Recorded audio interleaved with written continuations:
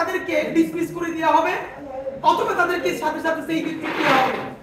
শুধু ডিসমিস করে দেওয়া চলবে না, আর্মির নিজের দায়িত্ব হলো তাদেরকে ডিসমিস করে দিয়ে অতি দ্রুত আদালতের হাতে তুলে দিতে হবে।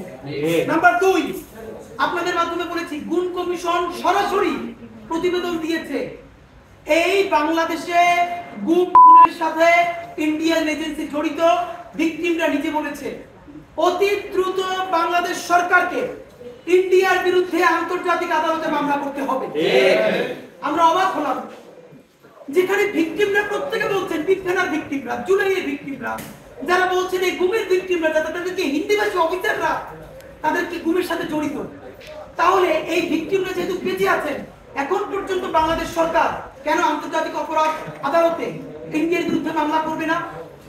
যদি বাংলাদেশের বিএনপি জামাত ইসলামীও কনভিন্সড হয়ে যায় এই ইন্টারিমের তো দায় বিএনপি এর জামাতের প্রতি না, তার তো নয় শহীদদের প্রতি, তার তো তাদের ইনসাফের প্রতি।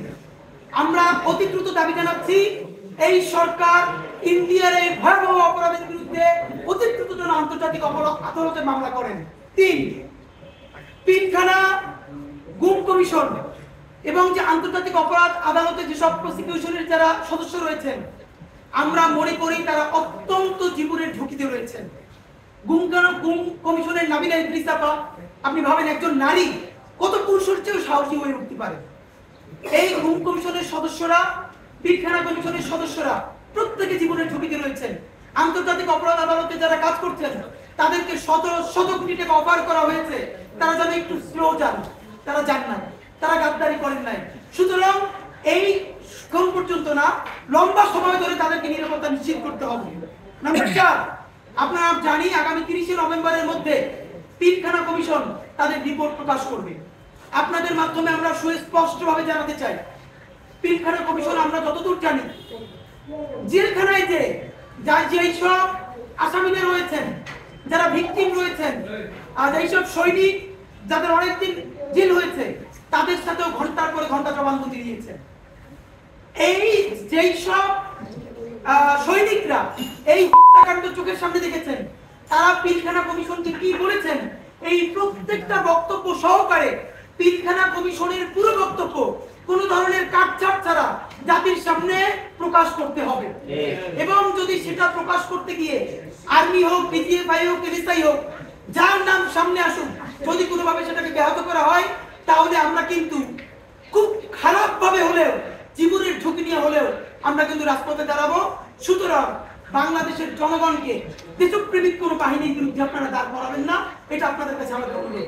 বন্ধুরা, আপনাদের কাছে সর্বশেষ দাবি, ইতিমধ্যে যাদেরকে সেই বেঞ্চে ক্রিয়া হয়েছে 626 জন এবং অপরাপর অন্যান্যদেরকেও ইন্টারিম সরকার অতি দ্রুত ইন্ডিয়া এবং অন্যান্য যেসব দেশে তারা পালিয়েছে সেই বেঞ্চে ক্রিয়া হয়েছে, ইন্টারপোলের মাধ্যমে তাদেরকে ফিরিয়ে এনে অতি দ্রুত বিচারের মুখোমুখি করতে হবে। সর্বশেষ বলতে চাই, বাংলাদেশের জনগণকে আর দেশপ্রেমিক সেনাবাহিনীকে মুখোমুখি দাঁড় করানো চলবে না। কিছু গণহত্যাকারী, লুটেরা, পাচারকারী, গুমকারী 25 জন 30 জন জেনারেল মানে বাংলাদেশের আপামর সেনাবাহিনী নয়। বাংলাদেশের সেনাবাহিনী হচ্ছে জুলাই গণঅভ্যুত্থানের পক্ষে যারা দাঁড়িয়েছে, তারাই আমাদের সেনাবাহিনী।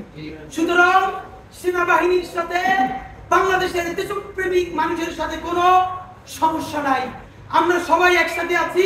আমাদের কমন শত্রু গণহত্যাকারী আওয়ামী লীগ, দিল্লির সেবাদার সেই সমস্ত জেনারেলরা যারা বাংলাদেশকে ধ্বংস করেছে।